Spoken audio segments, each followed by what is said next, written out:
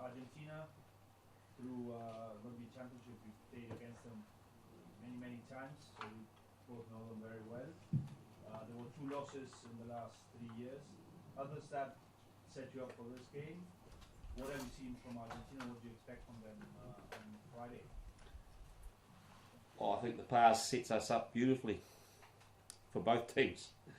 You know, we've, as you said, we do know each other, but we don't know each other in terms of a Rugby World Cup. So from that sense, it's at this stage of the tournament, it's new territory for us. And as we've already seen, Rugby World Cups are very different. But all that we've learnt is we've learnt to greatly respect Argentina and what playing for for them playing for their country. It clearly means a lot. Though perhaps an underrated team worldwide that has got a really rich history of perhaps overachieving at World Cups and done a fantastic job to get here at the same level we are. So it's going to be a heck of a game. Ian, the decision to bring Mark back into the starting lineup, is that a reflection of what you've seen from him or what you hadn't seen from Leicester? Oh no, it's just that's the team we think's best for this week. Mark's he's done his time, and like I said at the time, it's he'd made a mistake. He accepted what was happening, but you don't linger in that space. And he's been a form winger through this tournament for us, and we really got a lot of faith in him and believe he's in a good place to play this game. I really enjoyed Leicester's game, and I thought he did a lot of what we asked him to do last week, and he should be proud of that. And it's a tough selection, but just think it's a chance for us to get Mark back on the park, and I know he's excited. Sorry, we'll come back to you, Ollie. We'll go to Martin Goodwin on the right. Question for both of you. There's a bit of a song and dance made in the Irish media post that match about Rico making an air cup gesture towards the fans. Now, I think most normal people would realise that that's just a bit of sporting banter. But I wondered whether or not you have any policy about that, both of you, whether or not you think that the players should be doing this, or whether you tell them whether they should or shouldn't be doing this, or whether you think it is just a bit of natural crowd, give it a bit of that, and say, we can't hear you singing anymore. Look, it's it happens on a rugby park.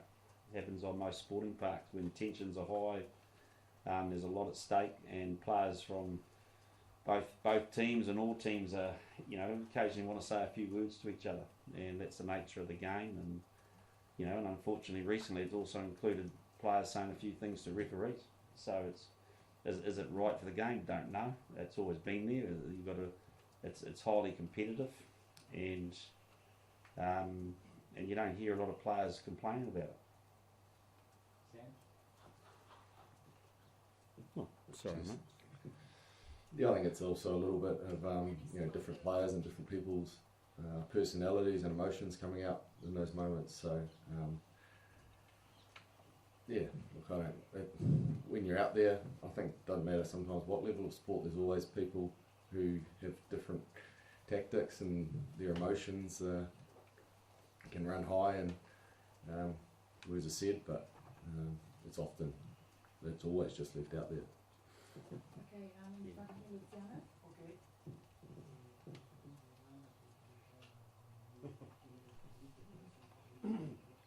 Different to the Irish game when it was uncertain who was the team favourite to win. It's not the same case for Friday. How do you feel going into the game? Knowledge as a team to win, and how do you think ellos o los Pumas and where will los Pumas make it difficult for you guys, captain and coach? Firstly, you've never heard us say we're favourites, so that's your language, if that is indeed your language. We're in a World Cup semi-final. We know that these games are do or die, they're finals, and whoever's got to this stage has done that because they've beat some really good teams and played really well, and that's how we're treating this game. And so we know we're going to have to be, we're going to have to improve our performance because the stage gets bigger and bigger at this time of the tournament, and you've got to grow your game, and that's our strong focus. And the fact is that we know that, and we said it before the Irish game, and is that it's the best team on the night that wins it, and we know Argentina has done that to us. So, look, we're not buying into anything about favouritism or underdogs or whatever it is. It doesn't make any difference to us. We know we have to perform at our best, and that's the only way we're approaching this game. I probably don't really have too much to add to that. Okay, we'll That's go the first time he's listened to me for a while. Oh, yeah, sorry, could you just introduce yourself? Sure. Gabriel Clark, ITV. One for Sam, please. Sam, you've been through a lot in the last couple of years. What's the quality you pride yourself on that you need first from now on? I'm not sure I understand the question. Sorry. I'm not sure I understand the question fully. In terms of the quality that maybe you want to see in the team and you represent yourself as a player that you need to see now from the team. Yeah, right. Look, I thought we took a massive step up in the weekend. There was a heck of a lot that went into that game. But we're at a crunch time in the tournament now where what we delivered last week may not be good enough this week. So our drive is to prepare as deep as and as well as we did last week so that we can go out and put in a better performance, and that's personally and as a team. So that's been the focus this week, is to whatever we did last week, let's try and do it a little bit better this week. Okay, we'll go over here. Yeah, James Cobb, Sky. When we talked about the World Cups, teams playing their final earlier than the final, you guys had to go deep against Ireland. How confident are you that that hasn't happened with you guys?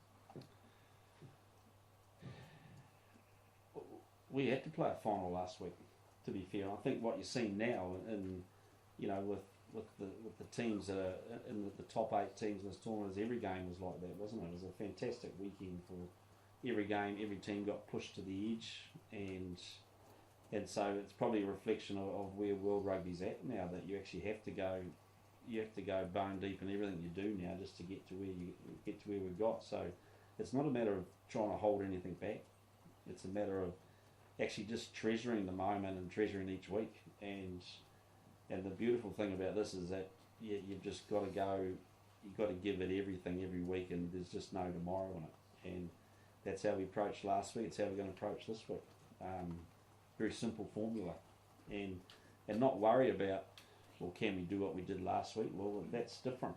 I mean, Argentina are a very, very different team, and you know, they play a different way.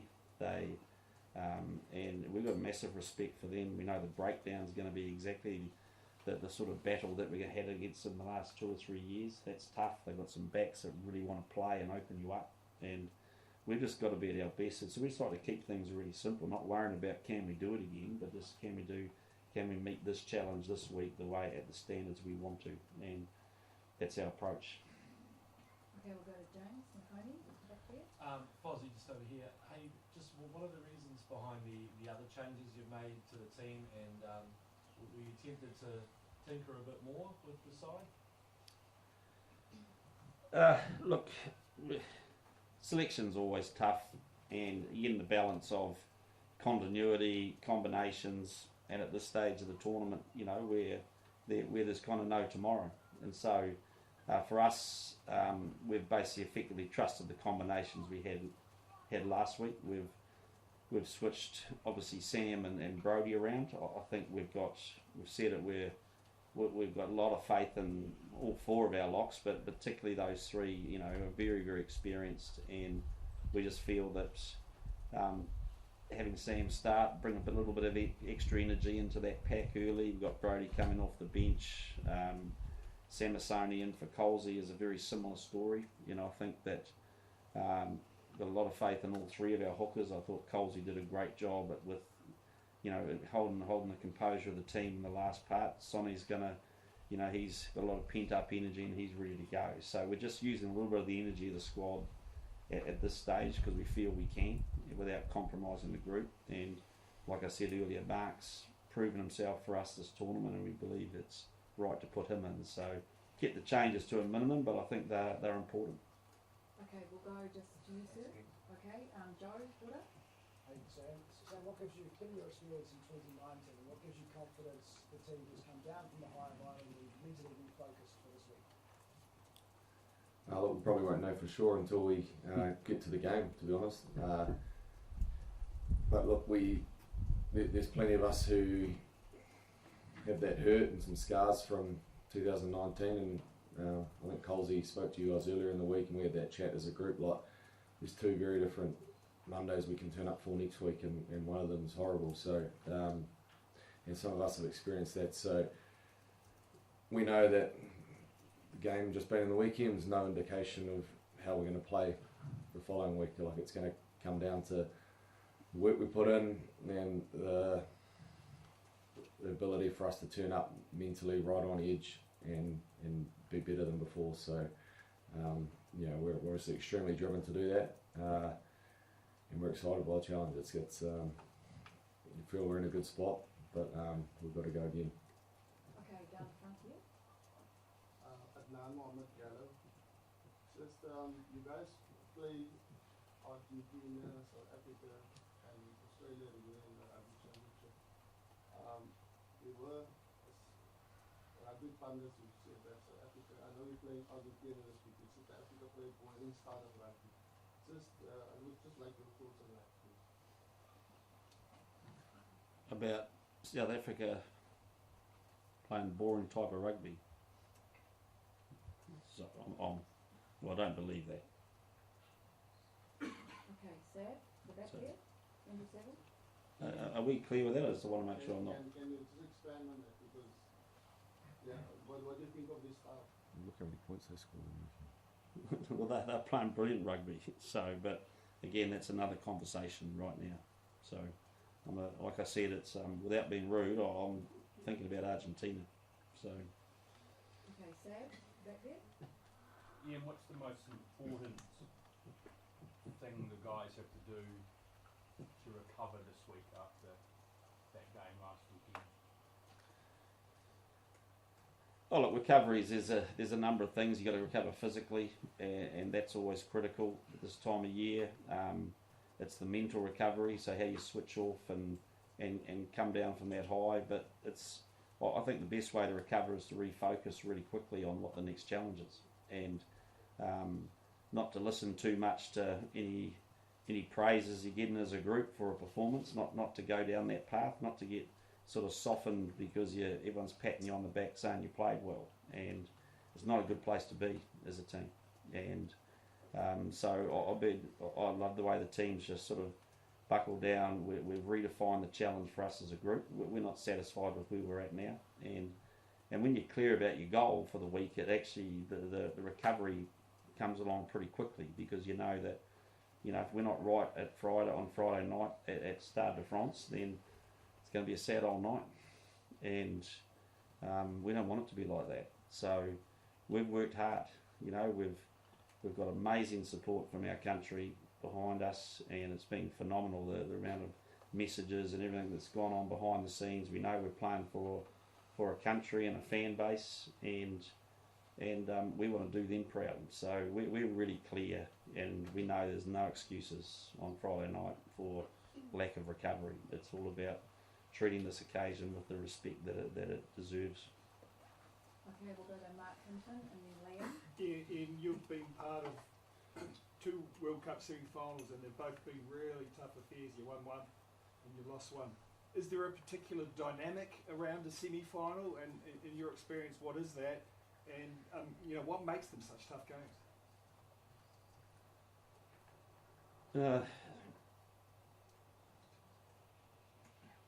Well, the best dynamic is winning. There's no doubt about that. Look, it's tense simply. Well, I think it's at a basic level, Mark. It's tense because of the quality of the opposition. You're at a stage that, regardless of rankings formed before a tournament, the teams that are here are the teams that have run their campaign and run their time to peak at this point, and I think you've seen that.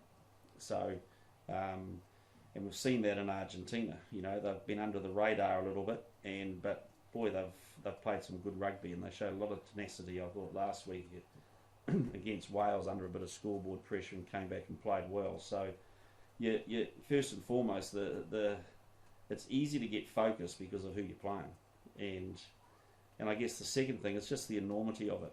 You know, you know that there's a bit at stake. You get people talking to you about tomorrow and trying to take your eyes off today, and it's probably as simple as that, the challenges. And like I said, you know, been to one 2015 where you've basically your opposition probably couldn't be bigger in our eyes, and then in 2019 we probably didn't stop being patted on the back enough after the quarterfinal, hence some of my language today. And we're just trying to redial this back, keep things simple, and let's just worry about Friday. Okay, Liam, and then we've got time for one more. Sam, Ian touched on the breakdown a wee bit. There was obviously a big success last week yourself, and Artie and Brody and others set the tone there. How do you get this, obviously, where the Pumas will come Artie as well? How do you go about trying to replicate success you had against Ireland? Yeah, I suppose the breakdown's two sides of the ball, isn't it? It's us when we've got the ball attacking, and obviously the other side when we're defending. You know, we had some guys making some brilliant tackles, getting guys to the ground early, allowing some of us to get on the ball. But I think, like, put it simply, rugby's just a game of often. There's lots of little parts, but the biggest one is just winning collisions. And when you're on the front foot, winning those collisions, it makes things that much easier. So look, we've got a full pack from 1 to 8 that can carry the ball really well, and we've just been working hard on sort of defining that area for us and making it a real strength. And yeah, our challenge is to get out there and back it up again, because it's an area that we certainly pride ourselves on these days.